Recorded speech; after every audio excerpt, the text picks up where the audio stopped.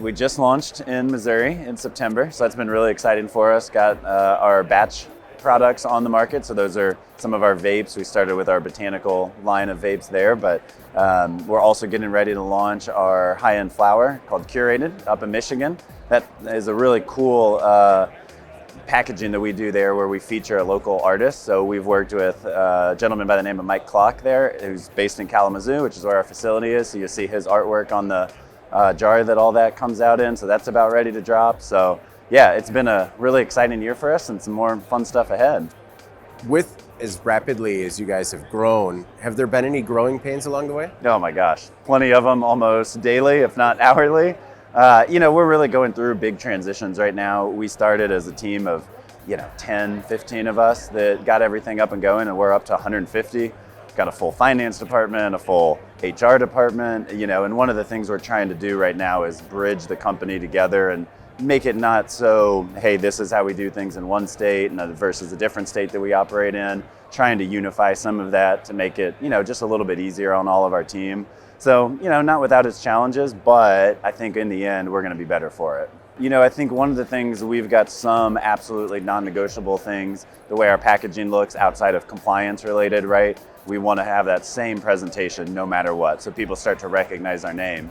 But by the same token, having those local teams, having full sales teams in all of our states helps us respond to whatever, the local other customers or needs may be. And I think having that team on the ground, giving them the autonomy like we do to say, here's the goals you got to reach, but how you go about doing that could look, a bunch of different ways. Letting them make those decisions and keeping them kind of within the guardrails has been a really great model for us. I think us having a full sales team out there and getting involved with different community things. For instance, in our Iowa operation, we just did a product launch that was centered around Easter seals. So, organization that helps people with disabilities.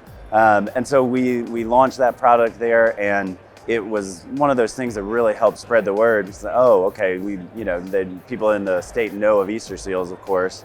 And that helped us get the word out about what we're doing, what they're doing. So partnering with different groups like that locally in each of our states has really helped, I think, know that we're an authentic company. What are some of the initiatives that you guys do to try and be a more sustainable company? Yeah, this space is tough. Obviously, lots of single-use packaging and all that sort of thing. We've tried to make sure that all of that is recyclable. Obviously, within our processes, we try to be as green as we possibly can, recycling, reusing, those sorts of things. I mean, even it sounds simplistic, but talking about it and making it something that each team in each state has to have a focus on and has to have goals set around has helped us start driving towards it. We've got a lot of room to go. Our whole industry does, honestly, of course. But I think just talking about it, getting it out there and saying, what's one thing we can start to do this year? What's one thing we can do this, quarter, next month, to help drive that has made a difference. And now, especially like the folks that help us procure packaging, they're focused on that, thinking about it, what type of impact are we having there? So, it's small steps, but it's really important to us, and we know we want to be good stewards of the world around us. If stuff was hard and we gave up so easily, we wouldn't be in this industry for very long. So it's eating the elephant one bite at a time, trying to break off little things that we can do, and then hopefully build on it from there. What's your take on the current state of the cannabis industry? Yeah, it feels like we're in a pretty transitional time right now. You've got the rescheduling, obviously, conversation going on and the hearings that are kicking off.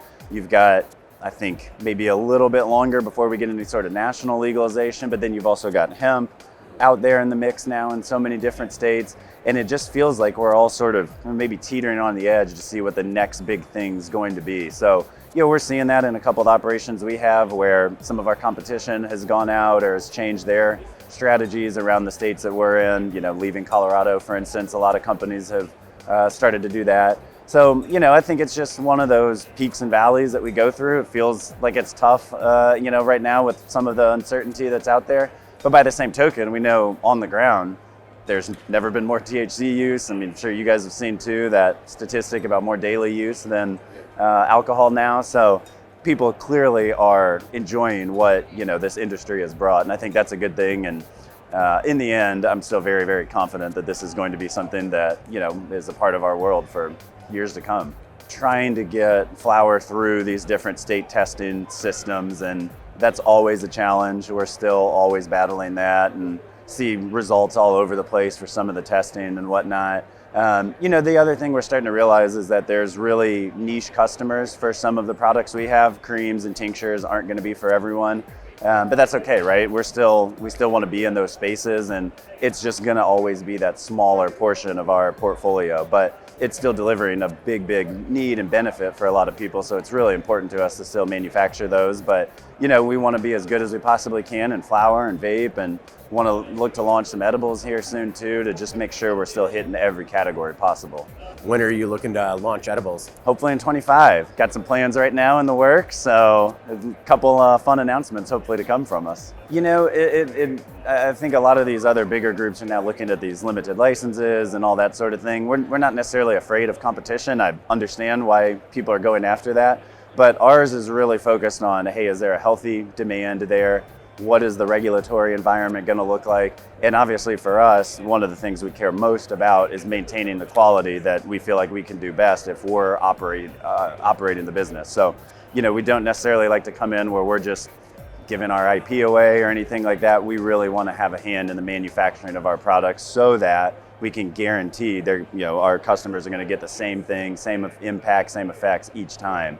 So, when those opportunities pop up, that's one of the big drivers for us. But, we're listening to everything right now because you never know what stone you might turn over. I think one of the biggest keys in our operation is having quality control folks that are specific to quality. They're not also responsible for formulating or for extraction or any of the other processes. Their entire goal is focused around, are we doing what we say we're going to do from the SOP standpoint? And checking over the work, so to speak, of all of our teams. We're GMP in 2 of our 4 facilities. We will be in the other 2 in the next year. So that's really important to us, and using that as a guide. But I think investing in the resource in having actual quality control folks in our business has made such an impact, such a difference for us. And as long as they know the whole operation, then they're able to go in and make sure that all of our teams are doing what they need to do. What are your thoughts on the show so far and your expectations for this week? Yeah, this remains such a great place to just meet people, to connect with people that or want to meet up with from the industry. It feels like it's as lively as ever. The after party scenes have been good, and so I think it's some of the biggest value for us is this is really the sole place that this many players from across the country all get together. So we love it for that, and it's been something that we've been at for years and years, and we'll keep coming back to for sure. One of the things that makes us unique, we've got the state of Colorado's first research license in Colorado, and we also have a DEA Schedule 1 license as well. And what we're focused on there is trying to start some clinical trials around neurodegenerative diseases. So can cannabis, or we at least have the hypothesis that it can, but can cannabis help prevent or slow down at least the progression of Alzheimer's, dementia, those types of brain diseases. So we're very early on, but we're trying, because of our long-term approach to this business, we want to be operating in it for decades to come. We feel confident that we can direct some resources towards that and try to help, beat back some of the stigma and actually have some real clinical data there to show what cannabis can do for people. A lot of times people look at the research side of the business and they, let's say, maybe optimistically see it as a loss leader. Yeah. But why is it important to you to kind of commit to that? Maybe not just for the betterment of yourself, but the industry as a whole. I didn't touch on this earlier, but Bud and Mary's, our company name, is named after my grandparents, and they founded a company back in the 60s. They're still alive today. They're going to be 98, both of them, in February. So yeah, pretty cool part of our story. But one of the things that they always focused on with the family business was wanting to have an impact in the world and make the world a better place, and doing that through science. So we've been able to translate that over to our business by investing these resources into this research, where we know that, is it going to be a big money maker? No. But because we want to be here for long term, and because we value so much making an impact on the world, this is one way we can help do that. So hopefully this will result in, maybe it's a product down the road, it's data down the road, it's research down the road that can help others understand, hey, cannabis can have this benefit for you if you are early, signs of dementia or anything like that, and hopefully be able to show clinically that this can actually help you with that type of situation. So it's just one of those small ways we want to make sure we're giving back to the world around us. So is our Grandpa Bud and Grandma Mary happy being the Bud and Mary? You know, I went to them directly and asked a couple years ago when we made the name change, and they were all for it.